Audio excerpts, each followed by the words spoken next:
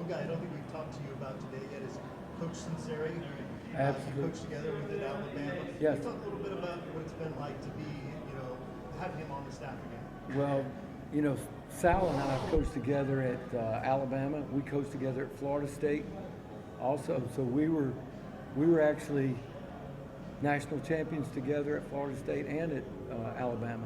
So when I was able to, get him to be able to come out there as our defensive line coach, he brings so much experience to our staff. He's a very knowledgeable coach.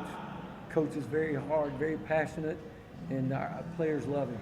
So we're excited to have him. He's going to be a big asset to us. On a similar note, I talked to Brent Davis Swain's high school coach, Zachary Hilbers, and he said that Sinceri went out there and they just sat in the classroom and Sinceri was showing and Brandon how to block like Will Anderson Jr. Oh, yeah? And just things like that that make the Bucs recruit so well. And I think if you could pinpoint it, what is so successful about the Bucs recruit? You know, This is that you guys try to convey. I think one thing, you've got to be able to relate to people in order to recruit. And then you've got to be able to show them, listen to what their goals are. And when I know what your goals are, then if I can show you how I can reach your goals, then you're going to be attracted to that. And I think all of our coaches do a wonderful job, of being able to do that. So it's about creating relationships. It's about, it takes a village, like we say, it takes a village to raise a child. It takes a village to recruit one. It's not just one person.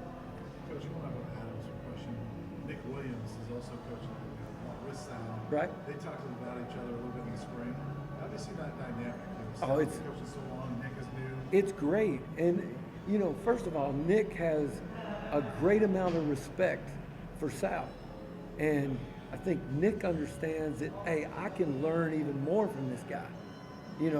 And Nick is a great young football coach. Great young coach. I mean, he's going to be sitting up here one day. And, but I think anytime you got a guy that you can learn from like that, it's like when I was working for Coach Zayman. I mean, I'm working with Coach Prime. I mean, I got the best corners, best guy that ever played the position. And now he gets to be on the staff with me. I get to learn from him. That's good. You never get too old to stop learning. So I think that dynamic is going to be good, and they're competitive. And, I think your players play like your personality. I'm just curious how Miles Slusher is coming along. Miles is doing a good job. I thought he had a good spring. He was banged up a little bit for part of it. So far this summer, workouts have been going good. We're anxious to see, if he carries that over into the fall. But he has the ability to be a really good player. Got great short area quickness, very instinctive. Got good ball skills. So, anxious to see what he can do. I know we talked about Demoy too. Is he healthy and working out this summer? Who was that? Demoy Kennedy. Yes, Demoy's doing everything. He's been cleared. He's running. He's doing everything he has to do right now. You were named Recruiter of the Year on 24/7 Sports last year. Now that you're in a coordinator role, is it tougher to have as big an impact on recruiting? Listen, we recruit just the same. There's no doubt. I've always felt like, and I do believe, no matter what your position is, you got to be recruiting. Sometimes you have years where you have more guys in your area that are higher profile guys. And if you do your job and you get those guys, then you get the Recruiter of the Year. But there were a lot of people that helped me that were involved in those, recruiting those guys. And for me to sit here and say that it was just me, that's not fair and that's not true. But yes, does it affect you? It probably does because you can't go out on Fridays because you're with your team before you play on Saturday. Some of those little things make it a little more difficult, but recruiting is the lifeblood, and no matter what your position is, you got to make sure that you're doing that all the time. I know I love how you mentioned Nick Saban and some of the qualities that Coach Prime has that is similar. I also can't help but notice, I know you didn't work for him directly at Florida State, but Coach Bobby Bowden certainly has been a big influence on him. Do you see kind of a combination of those two? Absolutely. When you listen to Coach Bowden was strong in his convictions, what he believed in. He didn't care. He was staunch on that. I think that's where Coach Prime gets a lot of that from. We all learn from people that we've worked with and that we work for, that we play for. You take all of those things and that makes you who you are. I don't think there's a football coach in the country that made something up. They say they did, but they got it from somebody else. So I think the way we're all influenced is through the people that we work with and who we've been around. Coach,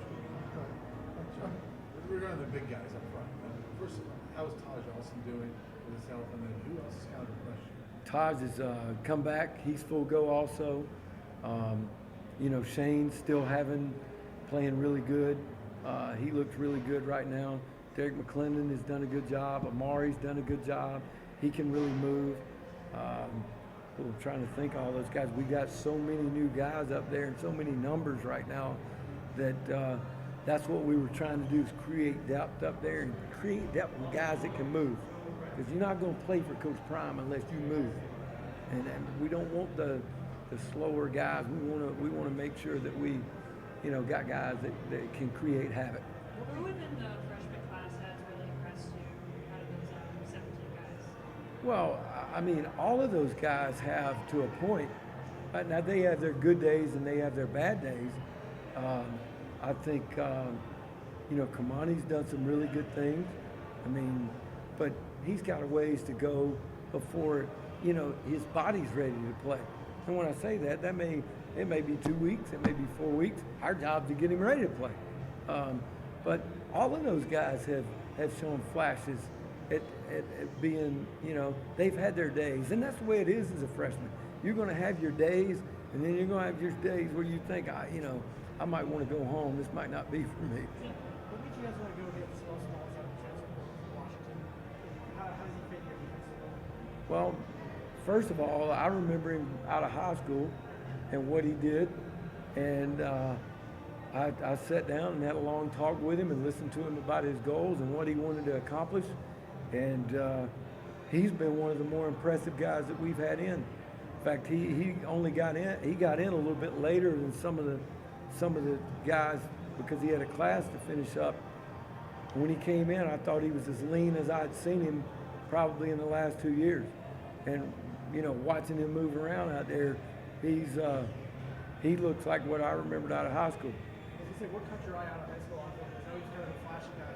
What caught your eye? Yeah, well, anytime a guy can bend like that and move, and he can create power. He's one of those guys that can create speed to power, and he can be one of those type of pass rushers. And I think he can be hard for tight ends to handle, when he's in the right mindset. But he's done a good job. I've been really pleased with him since he's been there. Sometimes like we mentioned earlier, sometimes a change is good. It just is good for people. Coach, you mentioned Derek McClendon earlier, but somebody that stuck out to you. Obviously, he's one of a handful of Florida State transfers you guys have brought in. Is it just kind of fitting with your background, with Coach Bruce's background, obviously Coach Prime's background, that you guys have added so many former Florida State players to your roster as well, especially on defense? Yeah, and a couple of those guys, of course, I had a relationship with Travis J. I'd started, in fact, I think I offered him when he was a freshman or a sophomore. I was still coaching at Florida State, and I recruited him at 2 or 3 other places that I was at. So I think watching, having relationships, having ties with those guys definitely gave us a better opportunity to get them. Coach, did you have much of a relationship with Sean Lewis before? I know the time at Kent State game got canceled a couple of years ago, but I was just wondering, have you been impressed by him? Absolutely. Well, Sean and I went against each other when I was at Florida State. He was offensive coordinator at Syracuse. So they always did a great job offensively. The tempo offense is unbelievable. play fast. He makes things, he makes things hard to defend, and he's always done a really good job with the quarterbacks. I mean, their team at Kent State last year probably gave Georgia more fits than any other offense in the country last year.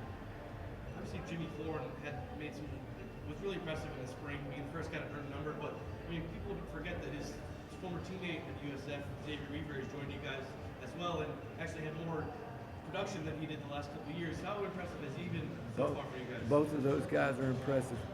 I mean, both those guys can play. And the thing about it, I think when you get the ball to them in space, that's where that's what I like about where we're at offensively. Shador's got some weapons to get the ball to, gets them to him in space, and gets them out there where these guys can go. What are you seeing out of the running back for Malton Pascal and Cross? Both of them bring, they're unique in their styles. Both of them are hard to tackle. Smoke's a little bit, more compact, but he's powerful. A little bit lower center of gravity. But all of those running backs have a chance to be really good, and we get the ball to them in space. They're going to be hard to get down.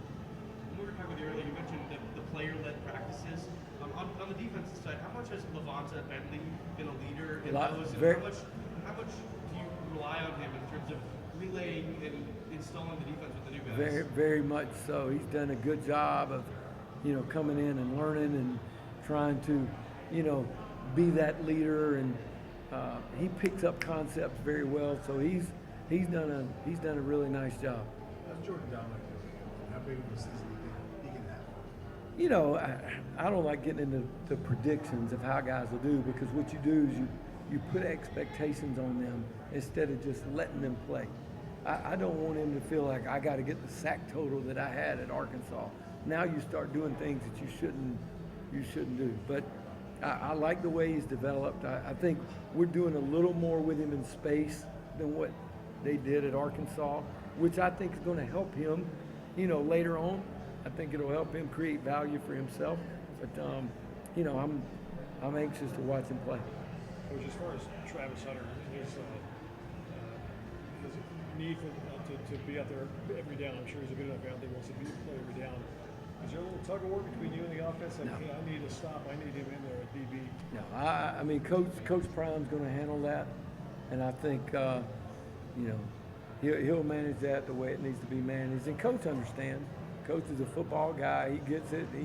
He knows when we need him. But I do think it's important for us to bring these other guys along, at corner that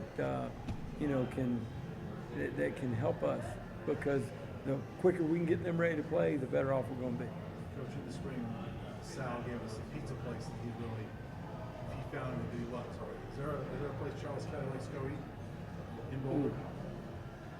In Boulder, yeah. I mean, there are a lot of places to eat in Boulder. I mean, I love. I mean, there's so many places. What is it? Steakhouse 316, Pasta J's. I like Bartetta's. Is what Sal's. I like hitting that on Friday afternoon. I live in Longmont. I found that this Goodfellas Diner in Longmont, it's all right now. I mean, it's like the old Mel's Diner, where you walked in and saw Flo. I'm like, all right, this is pretty cool.